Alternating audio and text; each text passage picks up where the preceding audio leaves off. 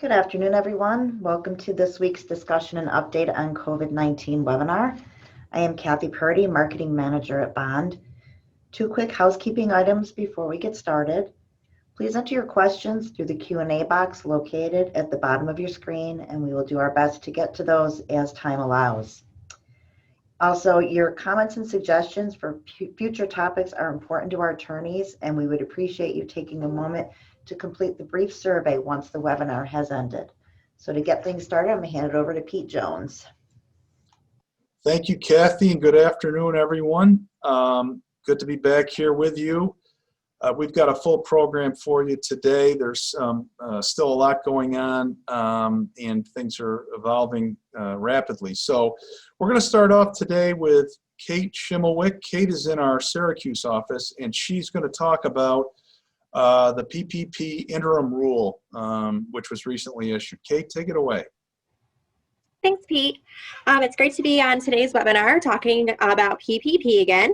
So it was a pretty quiet September with the SBA issuing new rules, but that has changed. The past couple of weeks have been a little bit busy with the SBA issuing two new pieces of guidance in the past about 2 weeks. So the first piece of guidance is regarding changes of ownership of PPP borrowers.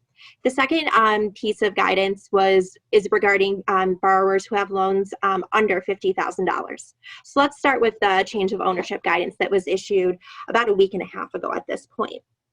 So for borrowers who have current outstanding PPP loans who want to commence a change in ownership transaction, the SBA has finally issued rules regarding how the loans are treated and what process the borrowers need to go through.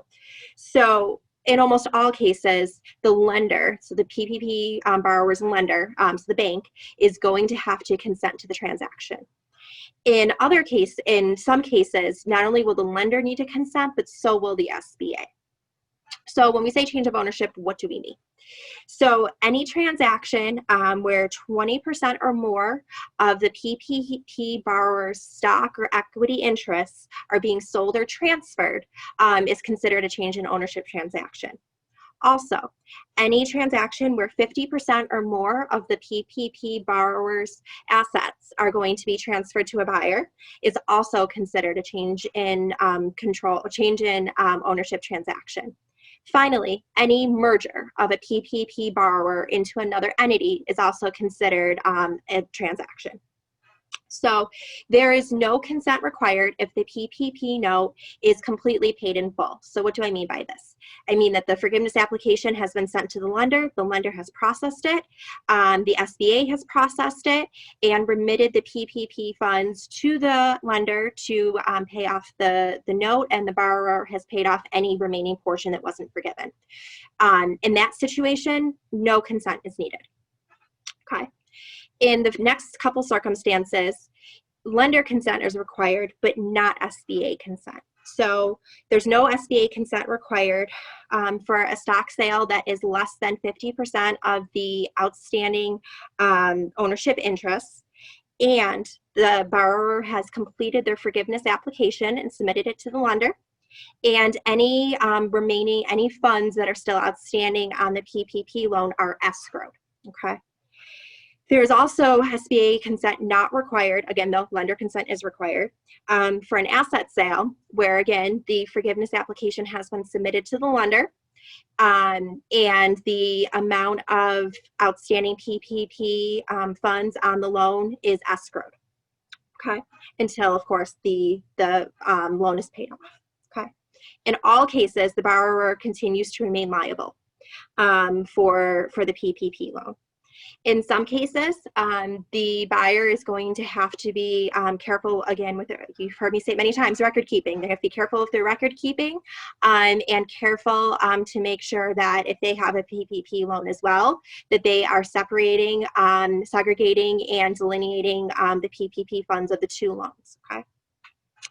It is unclear what happens to borrowers who already commenced changing control or change in ownership transactions or asset sales prior to the issuance of this new guidance.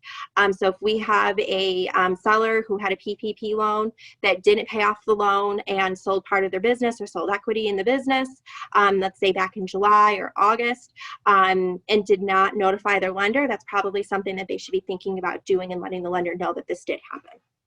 Although there's been nothing set in writing by the SBA about how to handle those type of transactions. So that's the first piece of guidance that was issued.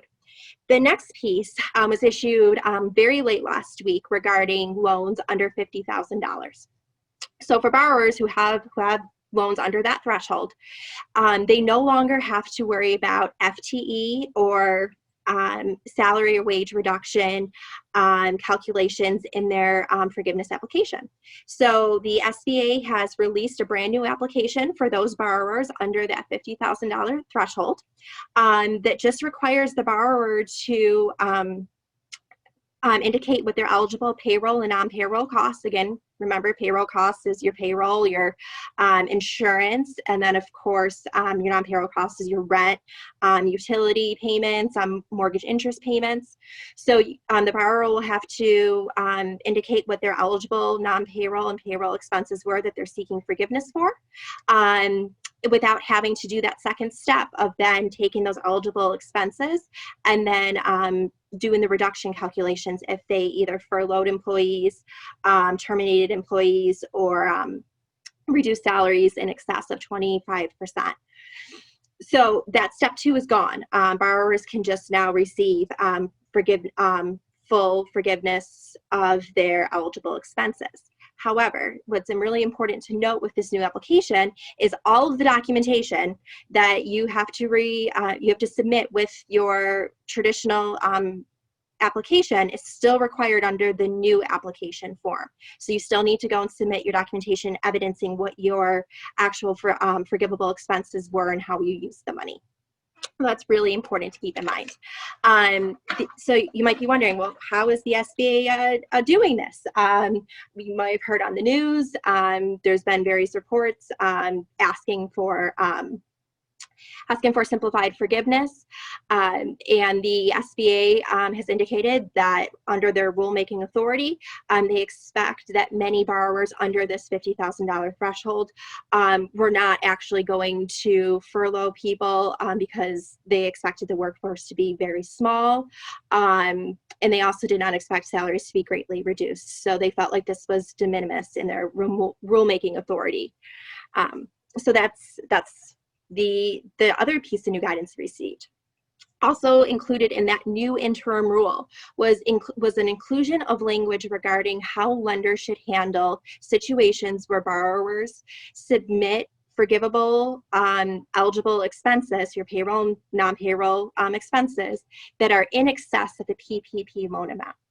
So you might be wondering, what is she talking about? So how the current forgiveness application, so the regular forgiveness application, is set up is it just asks you to list what your expenses are.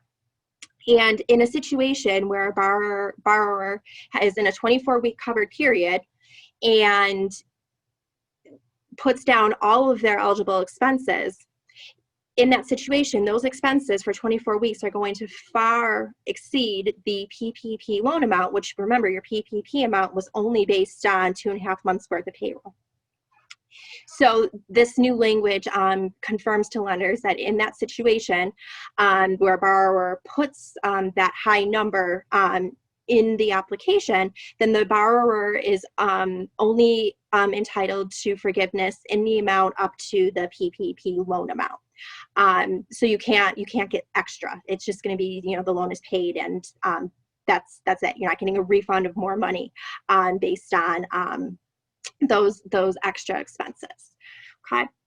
So a few other quick updates. I have a few more minutes here that I wanted to talk about. So last time I was on the webinar, there was very few lenders who were actually accepting applications. That has grown. We're starting to see more major lenders starting to get their application process up and running.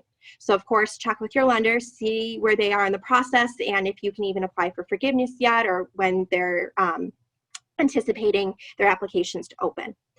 The SBA is also now beginning to process applications as well. So just a quick reminder about timing and the process of how this works. You as the borrower submit to the SBA you as the borrower submit to the lender your forgiveness application, okay? The lender then has 60 days to review the application and then submit their decision of how much forgiveness they believe you're entitled to the SBA. The SBA then has 90 days to review that decision and remit the forgiveness amount funds to the lender for the lender to then apply to your PPP loan. Okay, so 60 days and 90 days. And now we have now found out that the SBA is beginning to process some of those applications that it had 90 days to review. So that's the quick update for today. If anybody has any questions, please feel free to put them in the chat or reach out. Thanks, Pete. Thank you, Kate. Very helpful and a lot of information. So for people who are relying on those PPP loans, be sure to reach out if you've got any questions. Okay, we're going to return to a topic now that we covered in some detail last week, but it's a topic that we're getting an awful lot of questions on, and it's also complicated. So we thought we'd spend a little bit of additional time on it today. I'm going to bring in Andy Bobreck and Adam Masterleo to talk about, what we do when someone is symptomatic or exposed or COVID positive, the return to work issue and how we handle this, because there's a lot of guidance on it. There's a lot of questions, and of course there are many permutations on your underlying fact pattern. So we're going to start with Andy and walk you through it today. Great. Thanks a lot, Pete. Good afternoon, everybody. We've got another great turnout for our weekly webinar. Great to see. Yes, we covered this issue last week. We're seeing more and more incidents of employees reporting symptoms of COVID, positive tests, or exposure coming as a result of contact tracing, leading inevitably to a number of questions of, well, what do we do in this situation? What precautions do we need to have in place? And so we covered some guidance last week that the state had pushed out back in May, and that was on its face intended to cover these situations, with the exception of healthcare providers who have separate guidance that the Department of Health has pushed out previously for them to adhere to, in terms of what do we do if somebody tests positive or has symptoms.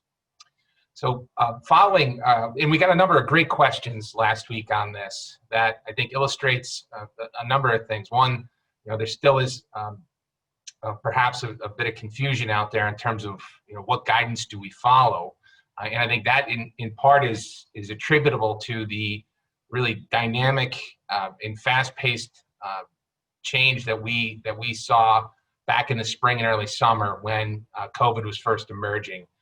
And we were seeing sometimes hourly, if not daily, changes in the guidance that was being pushed out. And we've also heard of different municipalities and local health departments providing different guidance too. So we wanted to go into a little bit more detail today, and we've been talking about this internally just to try to make sure we give you, the best guidance we can. And we've been talking about this internally a little bit. So. And Adam and I have been having some discussions on this as well. So Adam, why don't I turn it over to you and you can share some of your thoughts and what you've been experiencing so far. Thanks, Andy. This is a complicated topic, and it's a topic on which we are receiving quite a few questions from clients. So actually, can you go back to the last slide? I just want to set the scene before we get into it and clarify exactly what we're talking about. We are talking about when employees can come back to work after they have been out for exposure-related reasons, because they test positive, because they're symptomatic, or because they've traveled to a high-risk area.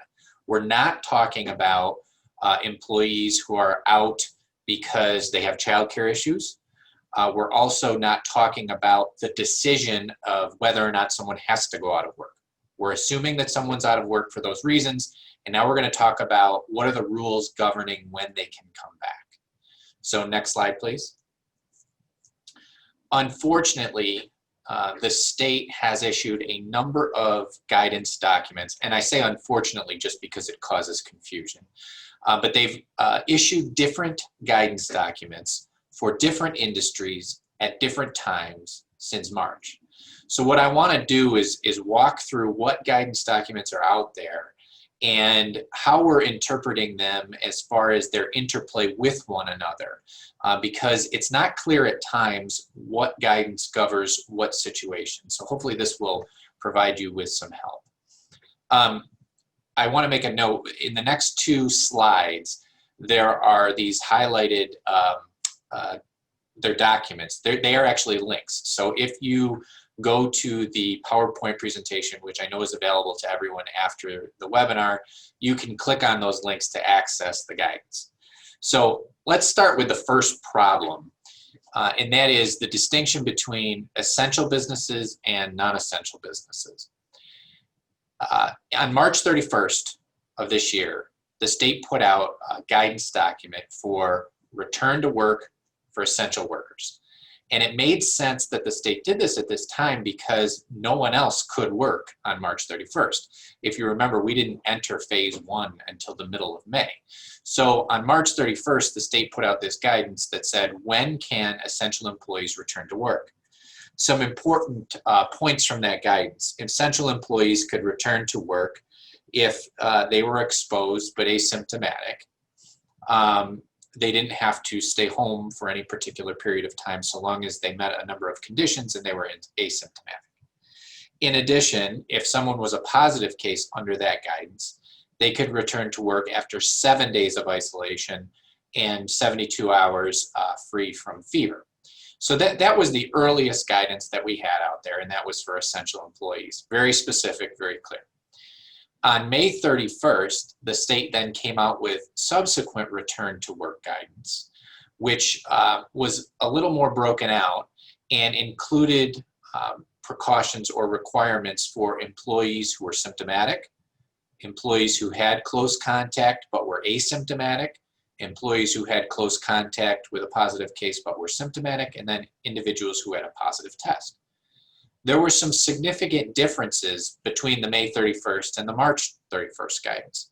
For example, the May 31st guidance required individuals who tested positive to stay home or stay in isolation for 10 days, as opposed to the 7 days in the March 31st guidance. In addition, employees who were symptomatic, according to the May 31st guidance, if you were symptomatic and you didn't have close contact with a positive case, you could return to work either upon completing 10 days of isolation or if you get a negative test.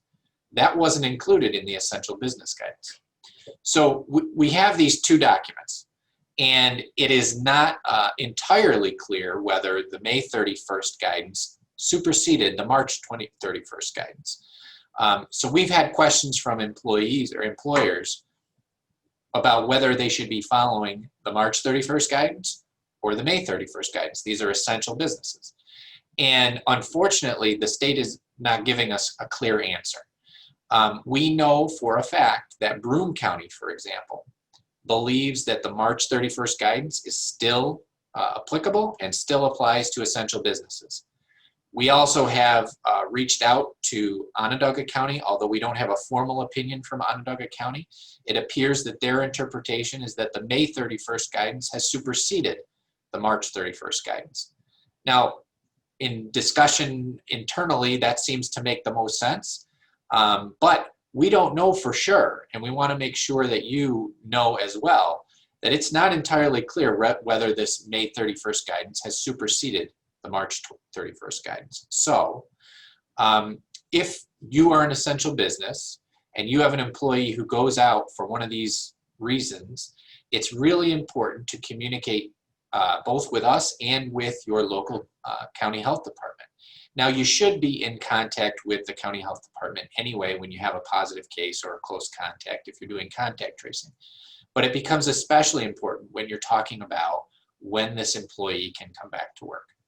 So that was, that's one of the biggest issues we've seen here, is the difference between the essential and non-essential guidance. and the different dates that the state put out that guidance. Andy, I don't know, do you have anything else on that issue?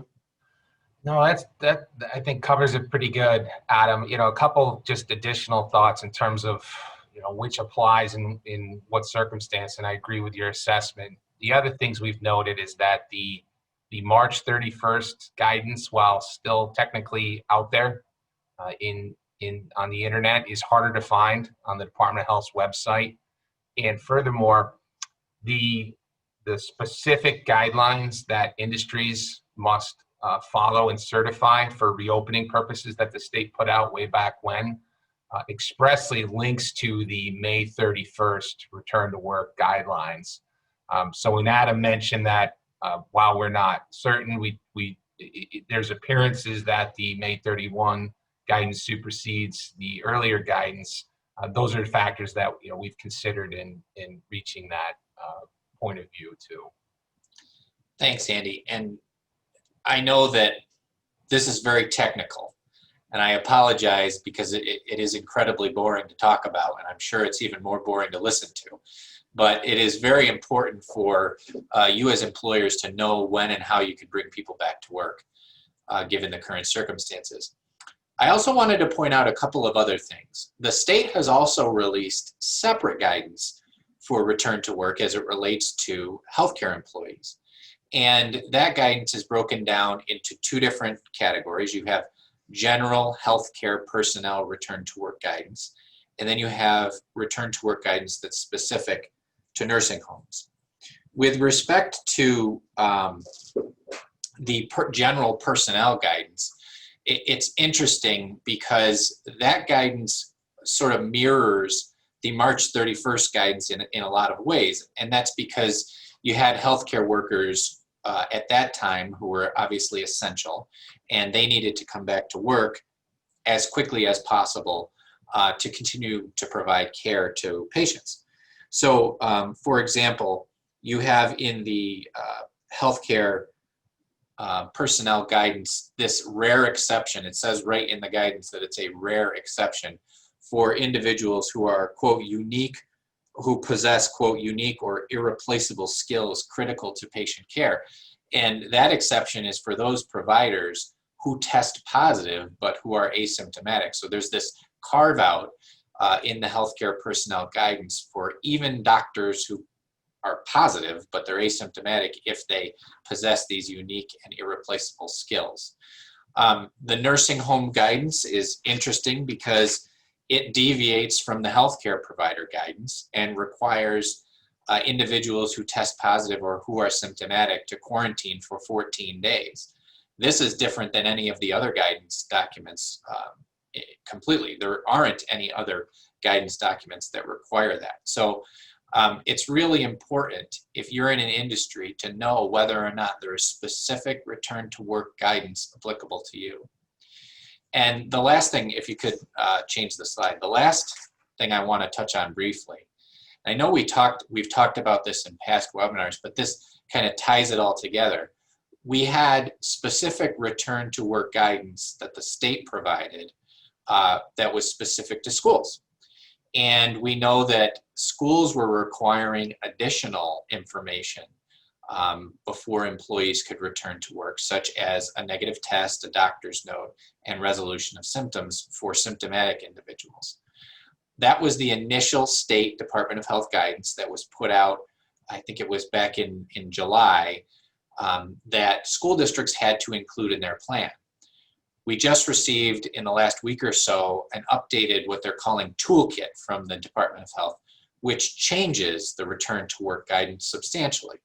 For example, it allows symptomatic individuals now to return to school or in-person education if they have a verifiable illness that is the cause of the symptoms, that physicians will write a note attributing the symptoms to that particular illness.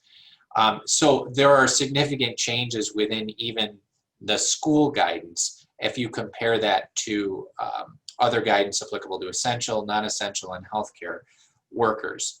Another thing that I'd point out about the school district guidance is that it clearly states that school staff are not to be considered essential for the purpose of returning to work.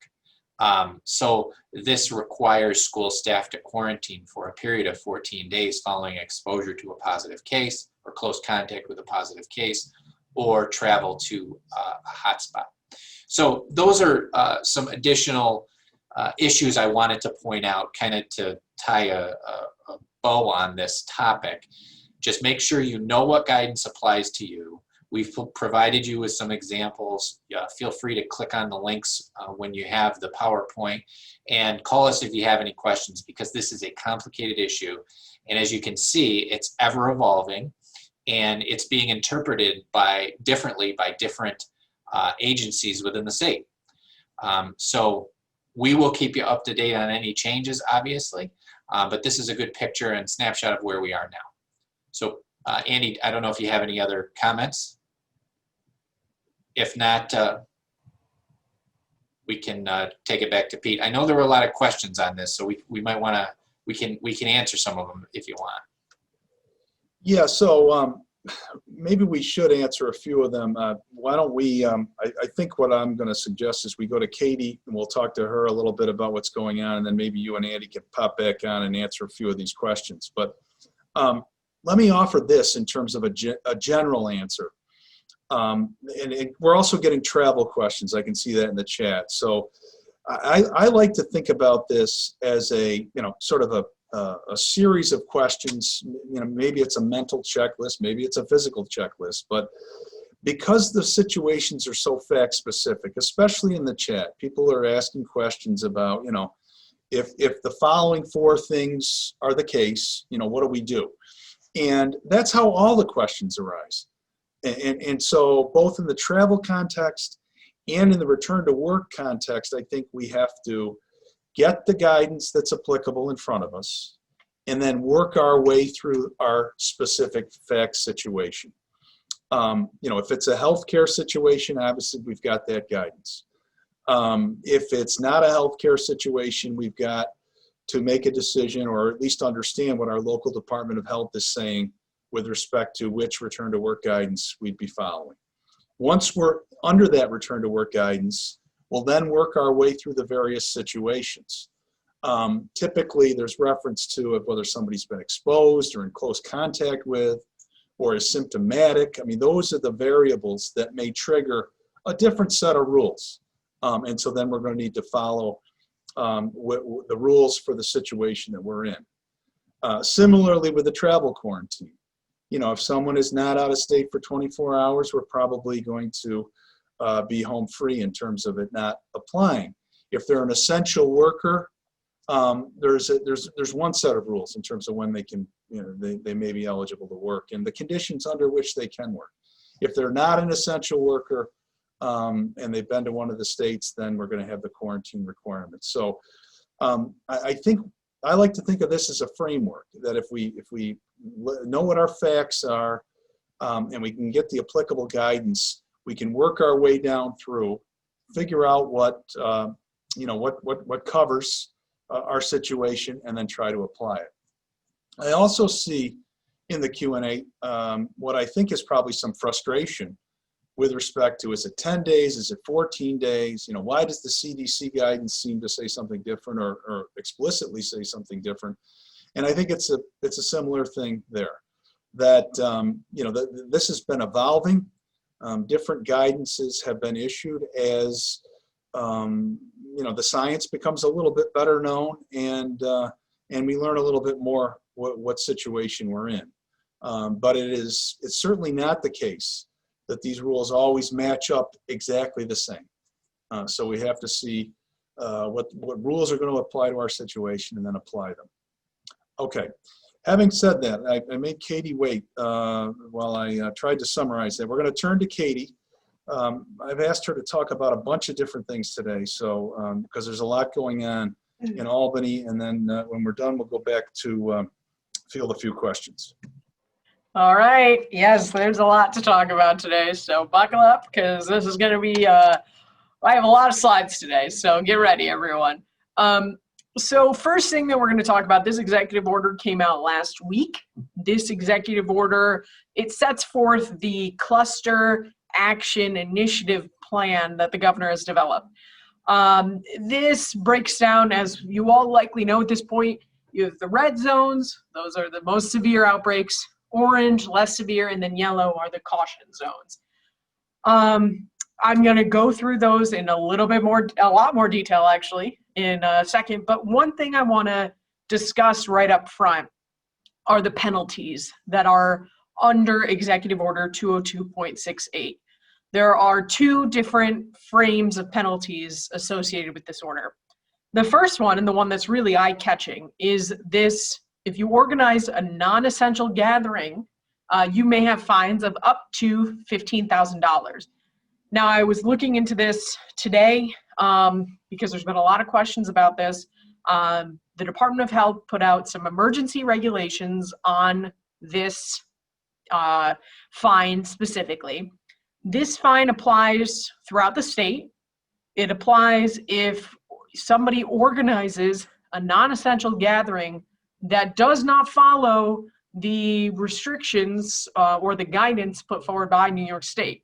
An easy example is if I'm in Albany and I throw a party for 100 people, I could be fined up to $15,000 per day for however long that gathering occurs. New York City has been using that, used it this weekend to go after 3 different organizers of gatherings in New York City.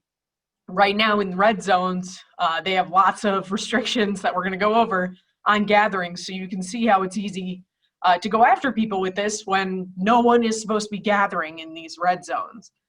Additionally, we have newer fines for face coverings. This comes with a real incentive for localities to enforce face coverings or the failure to wear a face covering. This is throughout the state.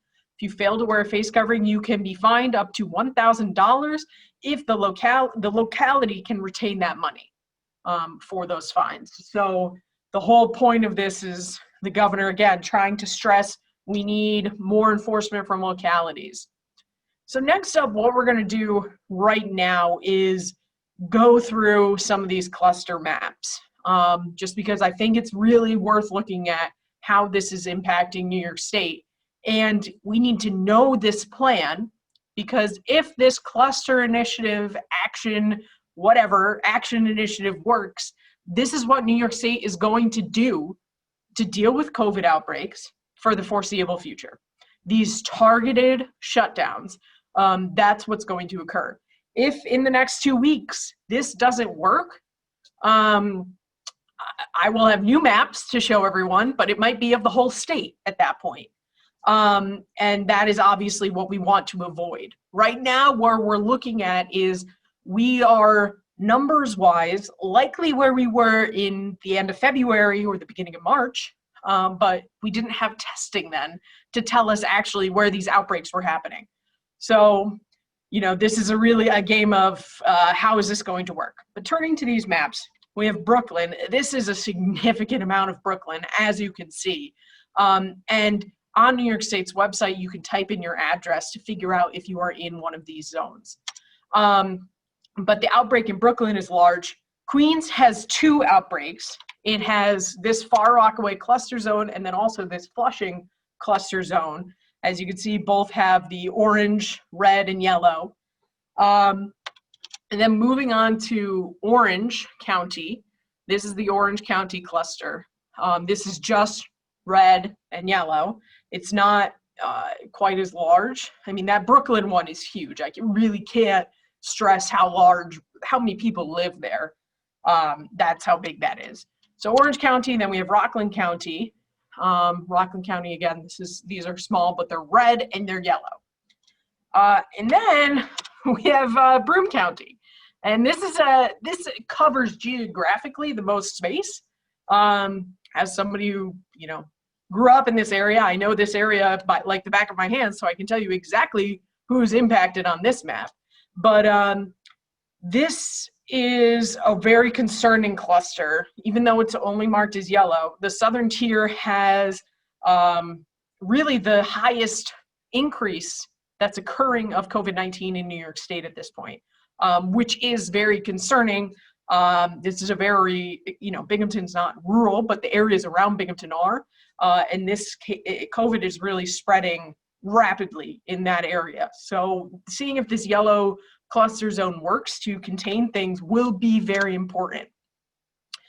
So what are the restrictions in place? First, in the red zones, again, no non-essential gatherings can occur.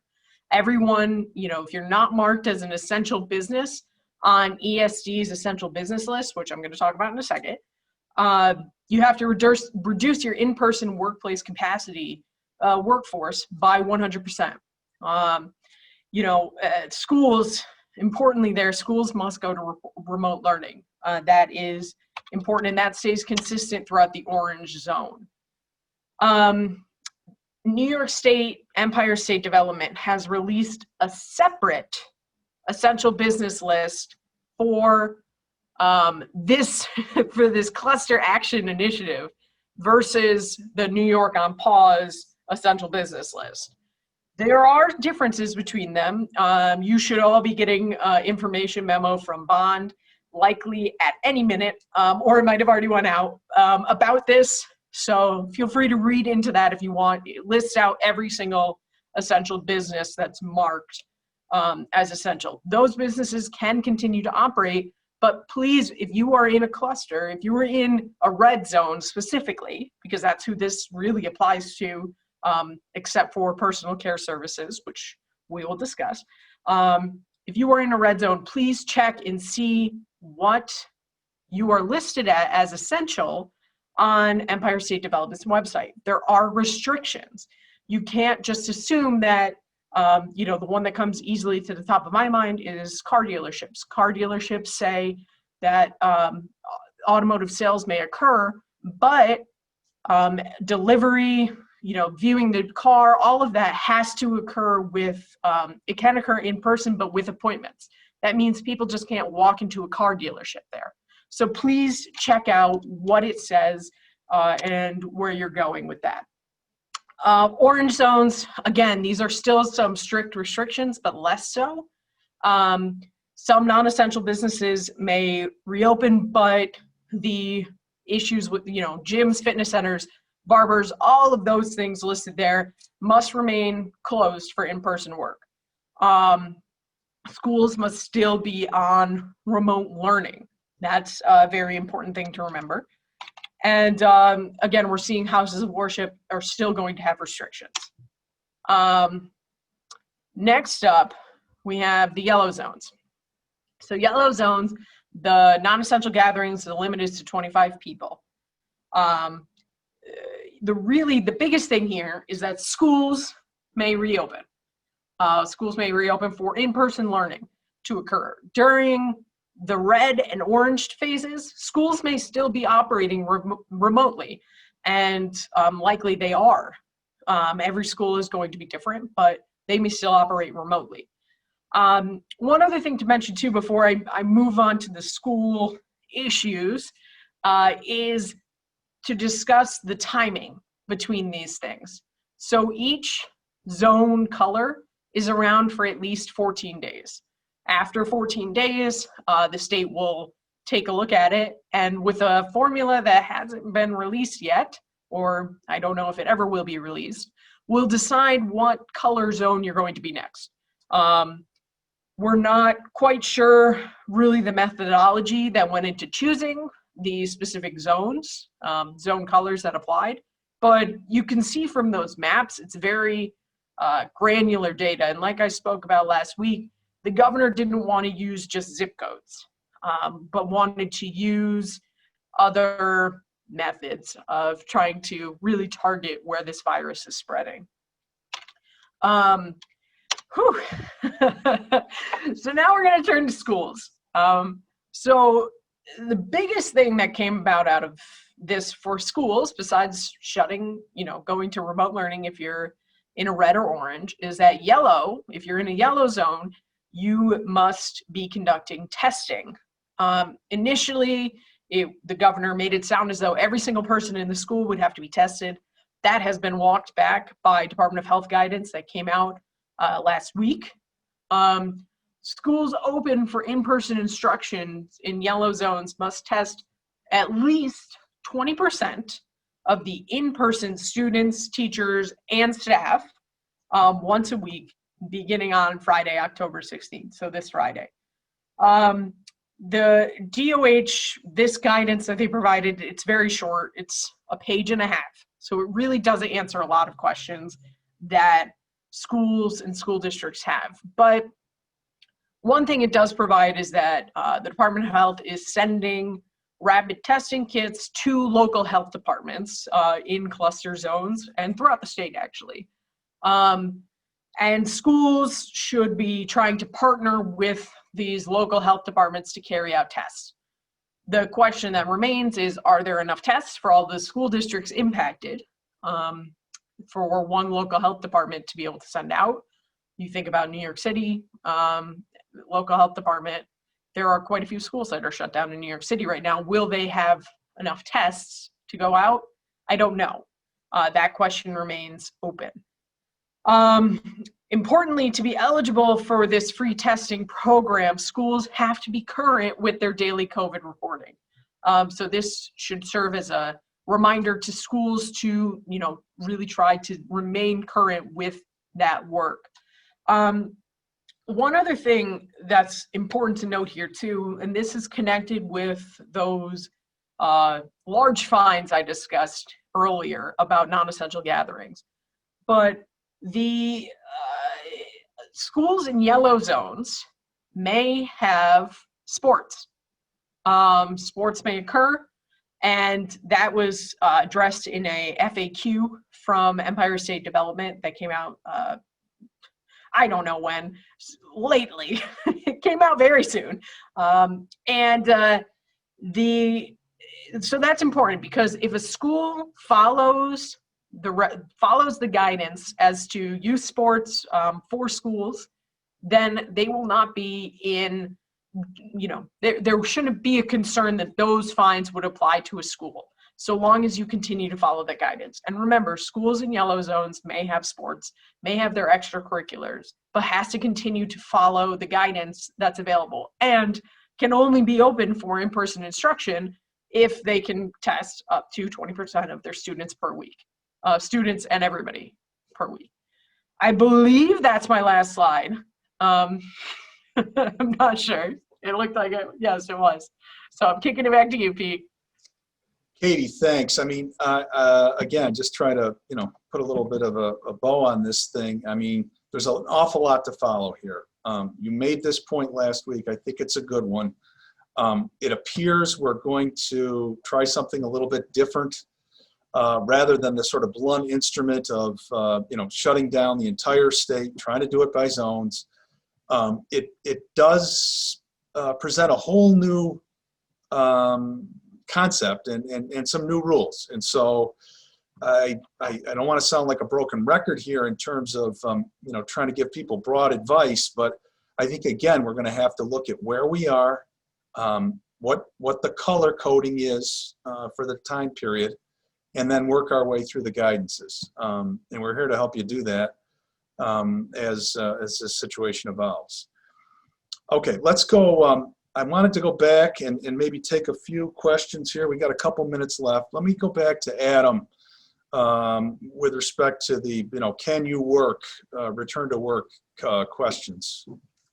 Thanks, Pete. We got a lot of really good questions. And what I'm going to try to do with Andy is just take a couple of them that we've received a number of times and see if we can't give you some answers. The first one, I'm sorry to say that my answer will be that we don't know, but it's a good question. So the first question that we saw quite a bit is, what if we have an employee who's exposed to someone who's symptomatic but doesn't have a positive test? So for example, what if you have an employee whose child has a fever, but the child hasn't tested positive?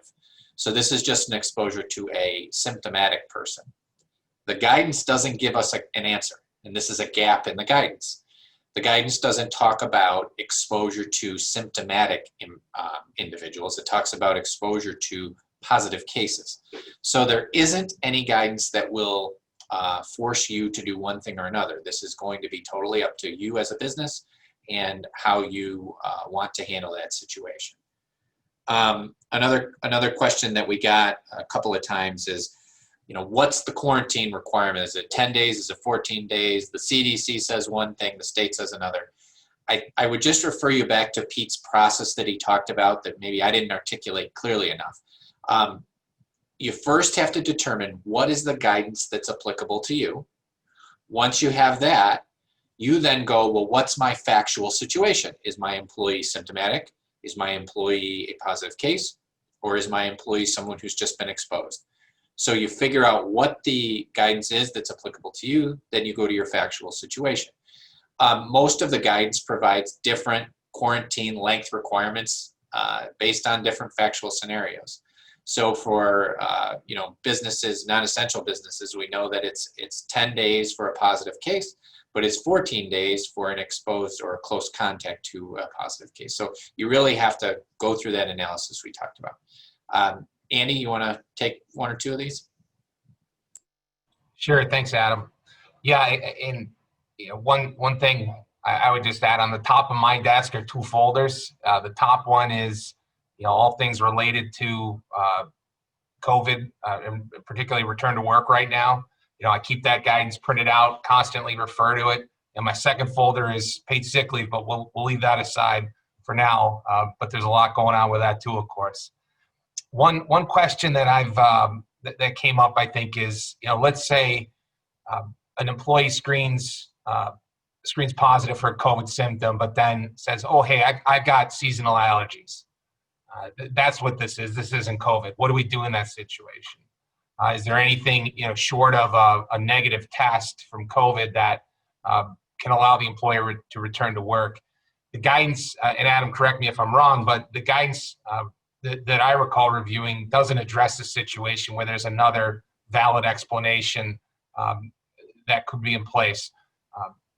I would say you may have some options or the opportunity to exercise some judgment in that case, but I would encourage you to proceed carefully and with the advice of legal counsel in that situation. Short of that, you're looking at either a 10-day isolation period following the onset of symptoms or a negative test for COVID. I guess the only good news on the testing is that at least here at Upstate, in several locations, we now have the rapid testing available. And from what I'm hearing from employers who I'm working with, it's working decently. And those tests are indeed being turned around on the same day and within a relatively short period of time.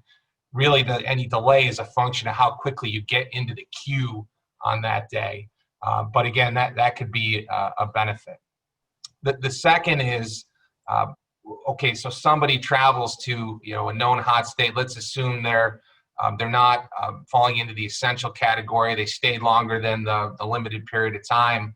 And what if they get tested and they test negative for COVID upon their return?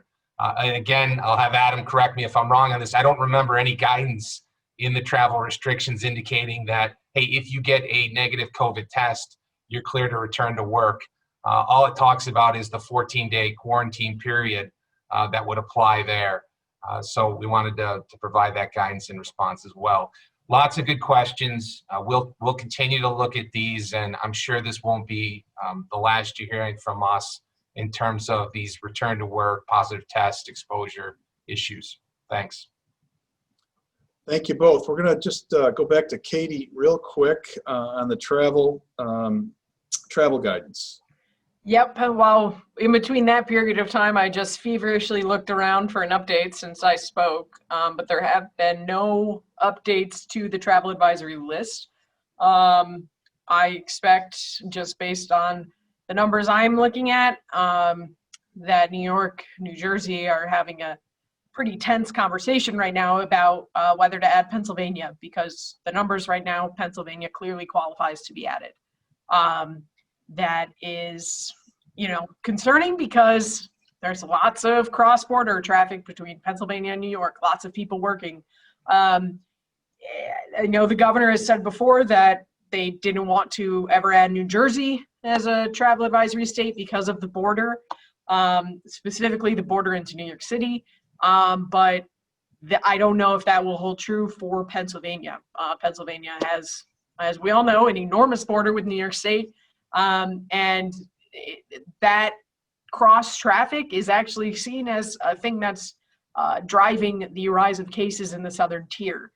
So I don't know is the answer to that. And if, as soon as I know, I will be feverishly trying to get out that information for all of you to know. So I will keep you all posted, I suppose.